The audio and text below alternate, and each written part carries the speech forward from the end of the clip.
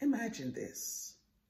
You're a college student and you're working at least, say, 30 to 40 hours a week. Maybe you have about 2 or 3 courses doing each semester. So you could say that you're always a little bit stretched, a little bit stressed, and a little bit tired, just a little bit. So you get home one night after the closing shift. It's 11 p.m., you're tired, and you think, I'm too exhausted to go to bed yet. Let me spend a little time on TikTok or Instagram. I won't be long. This should take me, I don't know, 40 minutes to unwind. 40 minutes, yeah. And so you start scrolling. And you're scrolling. And those puppies are so cute. Oh. And before you know it, it's been 3 hours. And once you realize the time, you're annoyed with yourself. You're annoyed. You start to get things together because you're not ready for tomorrow and you haven't studied for that test yet, the midterm test next week. So you begin to hurry to get ready for bed. You get into bed and you even forget to turn on the alarm. So of course, the next morning rolls around and you are more frustrated with yourself because the alarm didn't go off. You didn't get a chance to study. And you're so late that forget showering, forget breakfast, forget coffee, head to work. You head to work. And when you get there, you're about 5 minutes late and your boss gives you the side eye. But you're already late, so whatever. But on top of it, the first customer has a return. Okay. The second customer has another return. Okay. And the third customer also has another return. And on top of all of that, the complaints are just coming in today.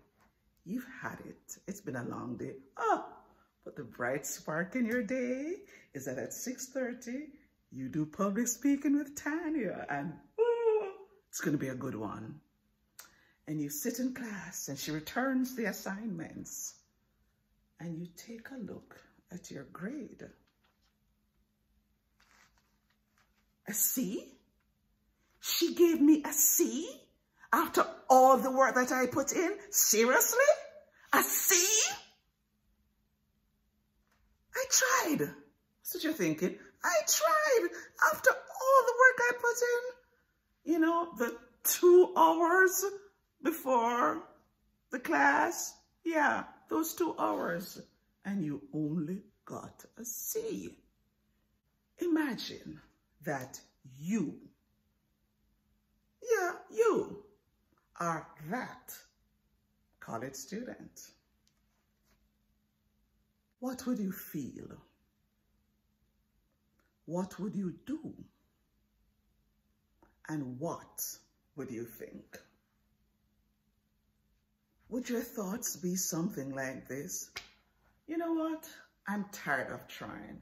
I always try my best. And every time I try, this is what I get. More roasting from her. I mean, how could she give me a C or a D? And I didn't even talk about cats or panda bears or turmeric, her 3 pet peeves. I can't believe this. You know what? I'm done with trying. I'm just going to give her anything next time because you know what? It doesn't matter what I do. I'll never get a great grade. Or would you say, my thesis wasn't clear? Really? Okay. And I announced the topic too early? I didn't slide it in? I just threw it in? Okay. Okay. And I didn't transition between the first body point and the second body point? Okay. And when I integrated the sources, I needed to put a little bit more effort there? Okay, okay. But at least now I know. I know what to do. And the next time, I'm going to show her that I know what to do. Okay. Now I know the areas that I need to improve. She says that's a C. Okay. I'm going to work at these things. I must at least get a B the next time. Which of those two responses would reflect you? You see, the way we react to feedback speaks to our resilience.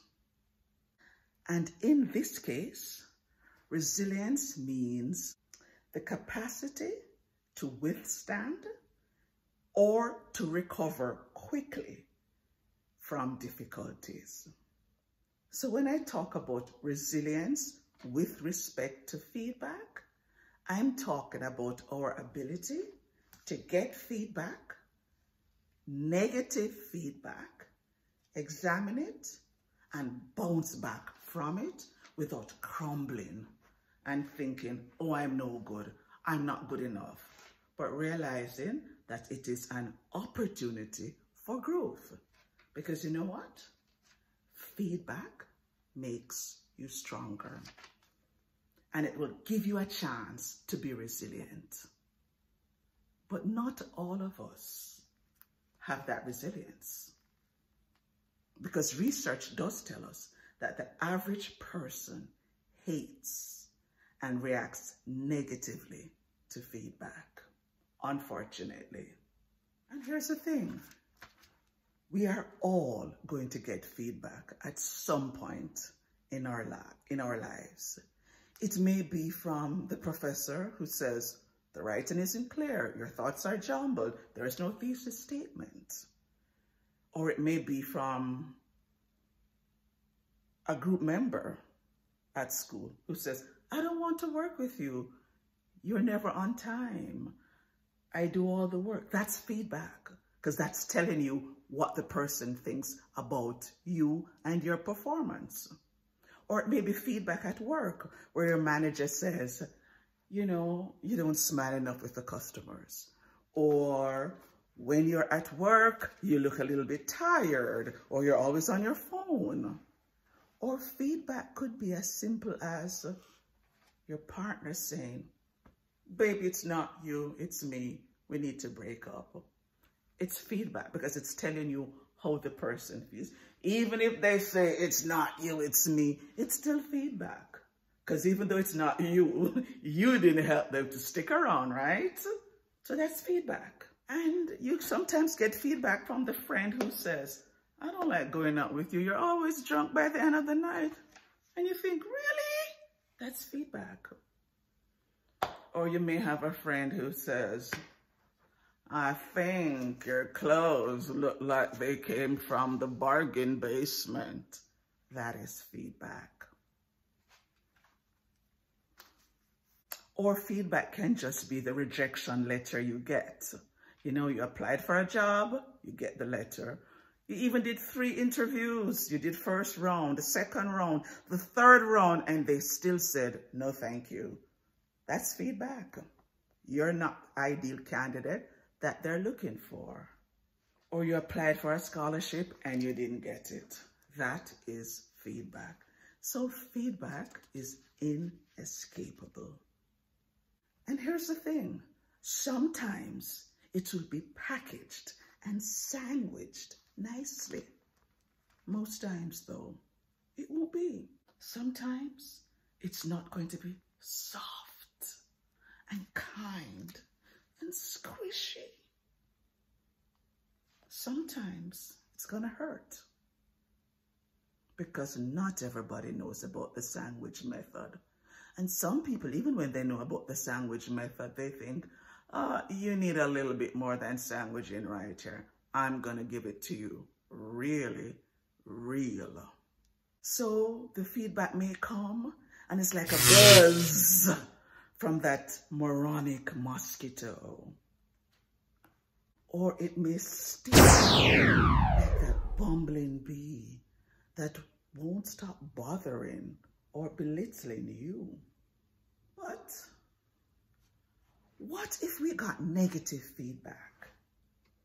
And instead of reacting defensively, instead of being angry, instead of feeling annoyed, and instead of turning in on yourself, what if that feedback made you say, okay, I got this, bring it on, because feedback is going to make me stronger. And at the end of this, I'm going to be a better person, and I'm going to do better, and I will be great. What if you had that reaction? Unfortunately, most people don't. Most people do not react positively to negative feedback. But what if you put on your boxing gloves and you said, yeah, I'm ready. Let's go, let's go, let's go. What if you developed that strong backbone and that fighting spirit that says, even though I'm not yet there, I will get there. And I am going to make sure that it happens. What if you said, you know what? After this feedback, I'm going to do better. And I'm going to rise like an edifice, higher and higher. I'm going to rise like a lion after slumber. And I'm going to get stronger and stronger. What if you said, like the phoenix, I will rise and rise and rise from the ashes, and I will be so much better, so much stronger. What if that were your reaction? What if you said, bring it on, because feedback is going to make me stronger. I'll do better next time. I am so going to do better next time. You see, I've been teaching for 33 years. And if it's one thing I could write the book on, is students' negative reaction to negative feedback. Been there, done that, seen it all the time, and have the emotional scars to prove it. I certainly do. I spent the first 6 years of my career in high school as a high school teacher. I saw the reaction, the same negative reaction. Then I spent 6 years teaching at a university in Jamaica. I saw the same negative reaction. And I've been teaching in Vancouver here in Canada for the last 21 years, and I still see the same reaction. And one of the things I do know is that negative feedback usually brings negative feelings and a negative reaction. And I also have done the research. I've looked at all that has been said about feedback. But not only have I felt the negative reaction, not only have I looked and seen the research, but I've also got negative feedback. Man, I know what it feels like, and I know it hurts, because I've been hurt many times too. But I've learned that feedback will make me stronger. And I usually, after I get over the hurt, I look back to find the truth in what students have said, and then I think, okay, next semester, I'm going to stop doing this, or I'm going to start doing this. I mean, sometimes I'm hurt, and a lot of times I'm surprised. Like last Tuesday, when I heard that I said, I don't care 10 times. I certainly didn't know I had said that. And I don't want my students to think that I don't care. So when I heard that, I wasn't hurt. Not for one moment. But I was surprised. And I thought, Tanya, you got to do better. You can't tell your students you don't care, because I do care. And I'm surprised if anybody thought that I was serious. I'm surprised that they didn't realize it was just an expression. I don't care. It's up to you. You don't want to do it? I don't care. But I'm going to stop saying it. Right, Pearl? I'm going to stop saying it. or I'm going to try, because that's going to take me a little while. If I have been saying it, and I have been saying that for years, so I do thank you for the honesty. Now I know. But I want my students to know that even though I do care, I want them to be better. I want them to use my feedback to be stronger and better. Trust me, because I want to know that by speech 4, they are amazing.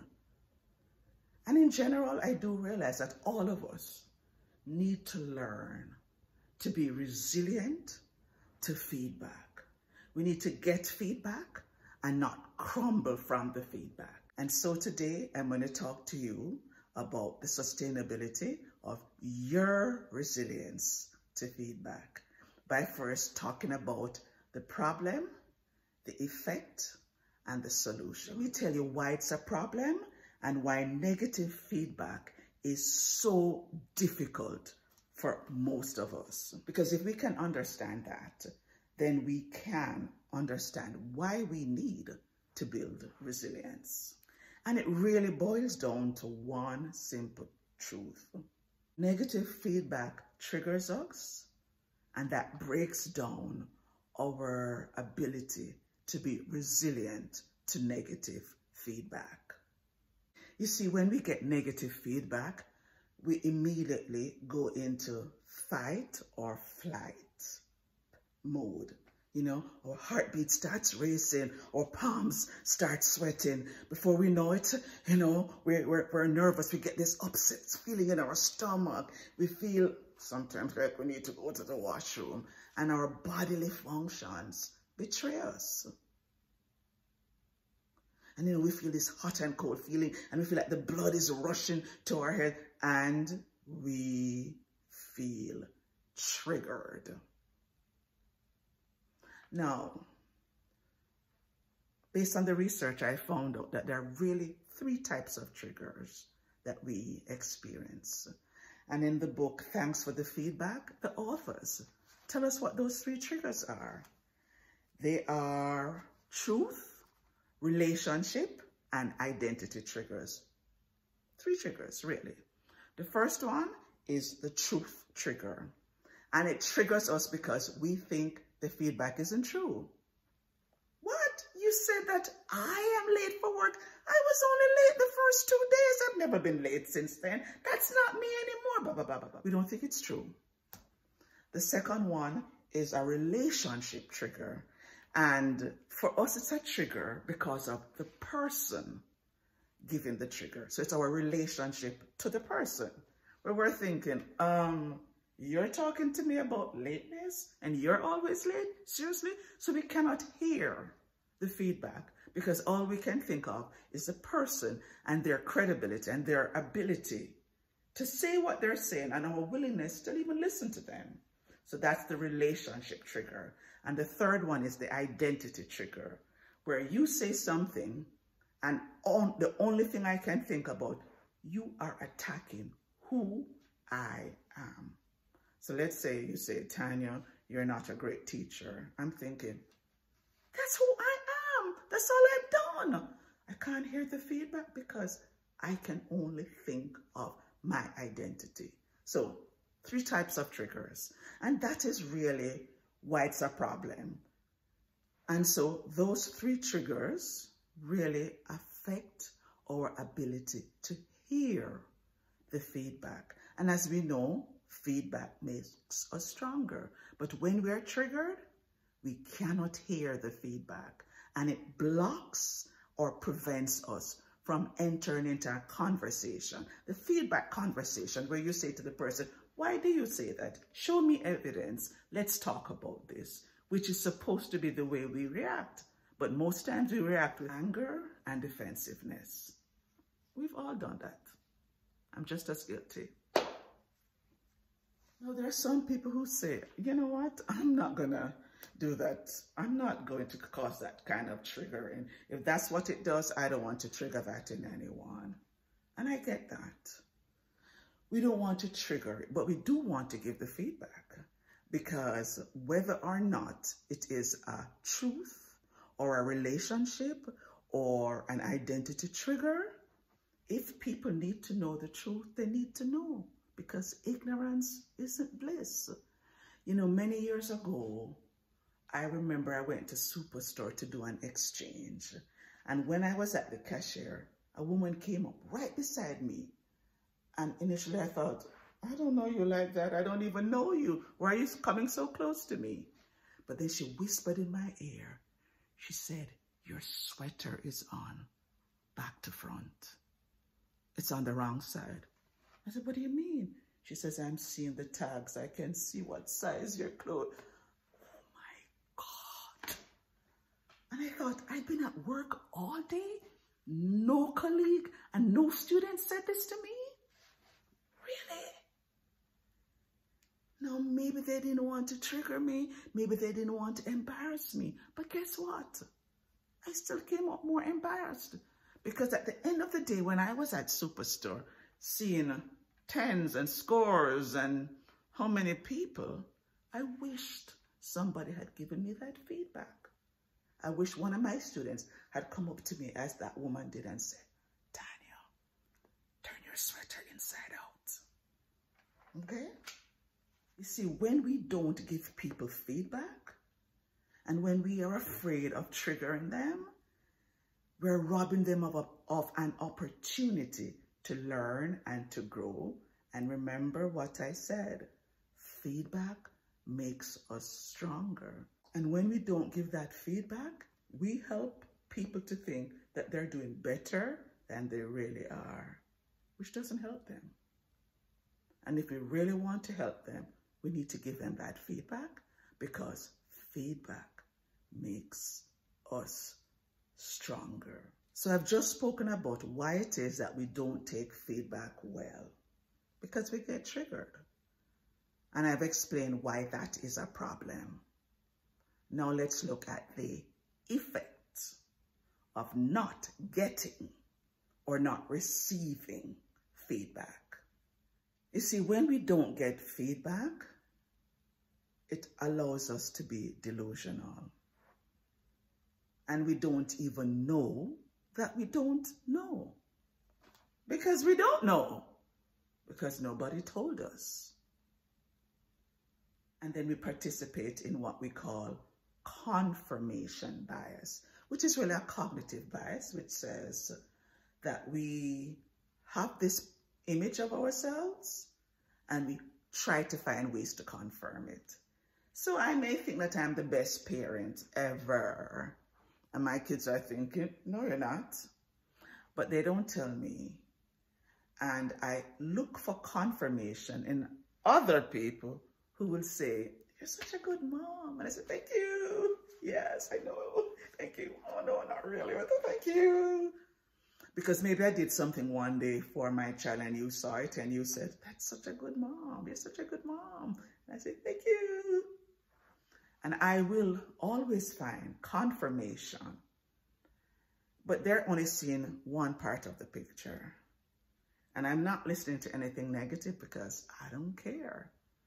I do care. Pearl, I do care. And apart from a confirmation bias, we also don't get a chance to learn about our blind spots. You see, if you know about the Johari window, it's the window that speaks about what we know about ourselves versus what other people know about us. So if you look at the Johari window, you'll see that there's a section that is known to us and known to others. There's a section that is not known to others, but only known to us. You know, those secret things that you do that nobody knows.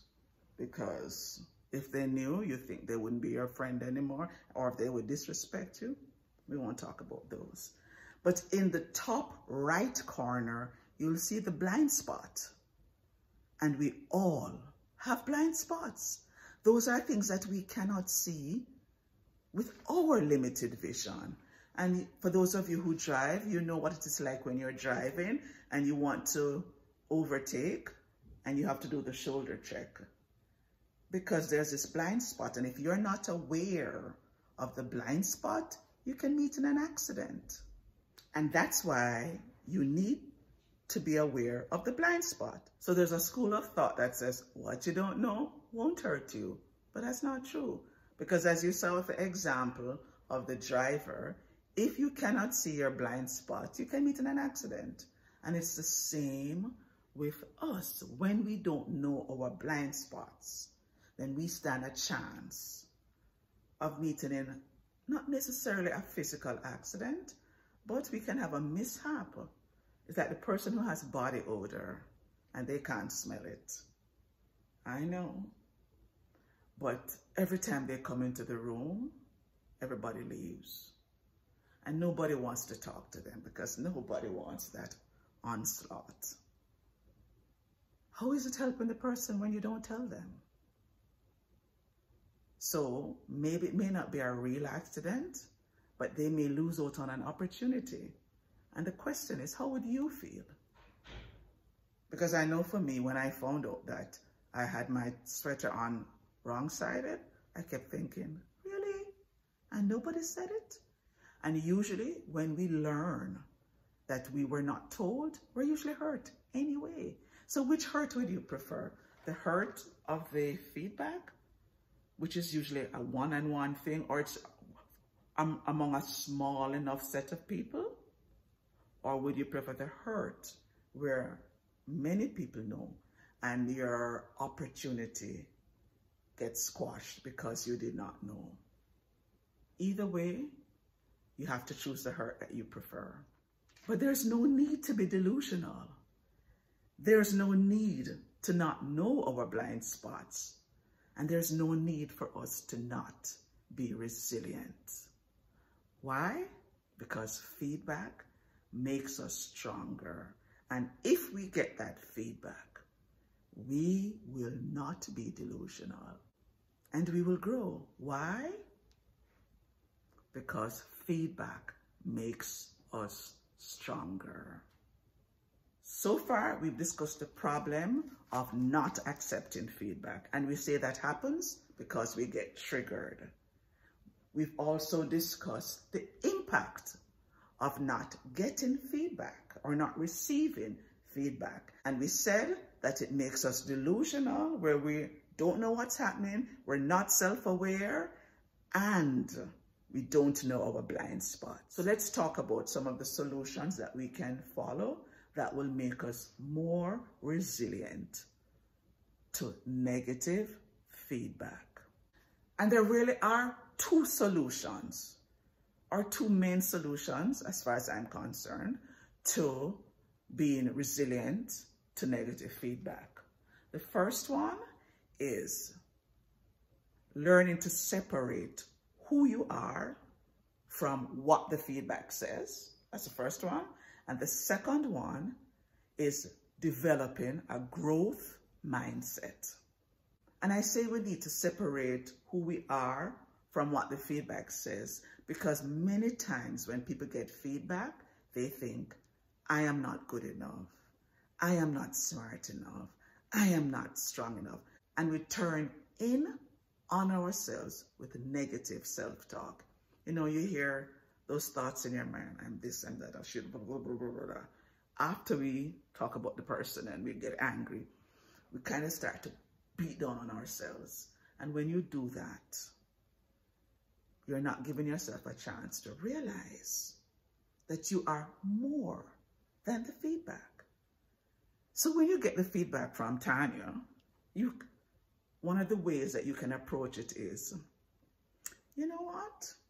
I didn't have a thesis statement. I didn't do this. I didn't do that. That's not who I am. I am strong. I'm smart. I'm resilient.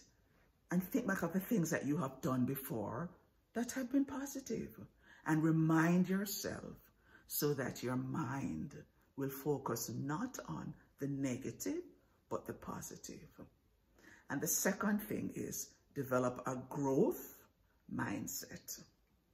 Now, Carol Dweck, in her book, Mindset, speaks about two types of mindsets that people can have. You can have a fixed mindset or you can have a growth mindset. The fixed mindset says, this is who I am, this is what I am, I can't do any better, I won't even bother to try, because even if I try, I'm not going to do well. But the growth mindset says, okay, I can learn. I can do better at this. I can improve in this area, and I'll just come up with an action plan, and I will work at it, and I will be gentle with myself, and I will learn and grow, because feedback makes me stronger. You can have that attitude. And of course, I have the haters who are going to say, feedback makes me stronger. Yeah, but guess what? You just spoke about the growth mindset, and I believe that I should focus more on my strengths than my weaknesses. Now, I'm not telling you to make your weaknesses into strengths, because there really is that school of thought that says focus on your strengths and really build them up, and figure less and spend less time focusing on your weaknesses. And I do agree you should do that. But the thing with that is that there are actually some areas of your life that you have to improve in. You need to improve in. And if you don't improve, it can be to your detriment. And from my experience, especially like with students, most students want to be better, not worse. Most of them want to thrive, not shrivel up and get worse. And most of my students want to win, not lose. And in order for them to win and grow and be resilient, they have to accept feedback, because feedback will make them stronger. So, to wrap this all up, today I spoke about resilience to feedback, building resilience to feedback. So I spoke about the sustainability of resilience when in the face of negative feedback. I told you what causes the problem, which is the trigger. When we get triggered, we don't listen to the feedback, and we get triggered by truth triggers, by relationship triggers, and by identity triggers. So I've told you why. I've also told you the impact of not getting feedback, which is you become delusional and you don't know your blind spots. So you end up not being self-aware. And I also gave you some solutions. First solution being separate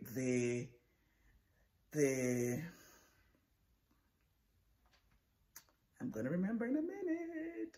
Separate who you are from what the feedback says you have done, and develop a growth mindset, and resist having a fixed mindset, because feedback makes you stronger.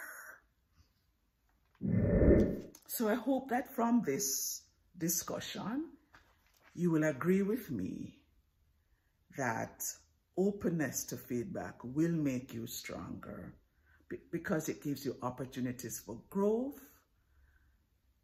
and because feedback, I know, makes you stronger. Accepting feedback doesn't mean you're weak. It doesn't mean that you're not assertive, doesn't mean that you're not smart. But because accepting feedback means that you will grow. And if you think about the things that you're now good at, whether it is driving a car, or applying makeup, or fixing that delicious cocktail, or working out, doing your workout, whatever. And I'll tell you, when I came here from Jamaica, I had been already driving for, I don't know, maybe 12, 15 years. And I did not know about the shoulder check. And the first time I went on the highway, I was nervous. I was a hot mess. And when my husband sat beside me and he said, do this, do that, I felt stupid, because I was an adult. I was in my 30s. And in Jamaica, we don't really do the shoulder trip because it's a little bit more intuitive. So it was very new, but I had to learn and I had to grow. And you too can learn and grow from feedback. So the next time you get feedback, I want you to ask yourself, where have I gotten feedback before and how have I improved? And you have to make a conscious decision to stop yourself from beating upon yourself and feeling badly about yourself. But you want to separate who you are from what the feedback says. And then I want you to ask yourself, would I have improved in this area had I not gotten feedback? And if your answer is no, I wouldn't have improved, then you do agree with me. Feedback makes me stronger. So before I go, I want to encourage you to come up with an action plan for whatever it is and which area it is that you need to work on. Decide on the baby steps that you need to take and come up with an SMART plan. And remember, next time you get feedback, remember the mantra and say it to yourself. Feedback makes me stronger.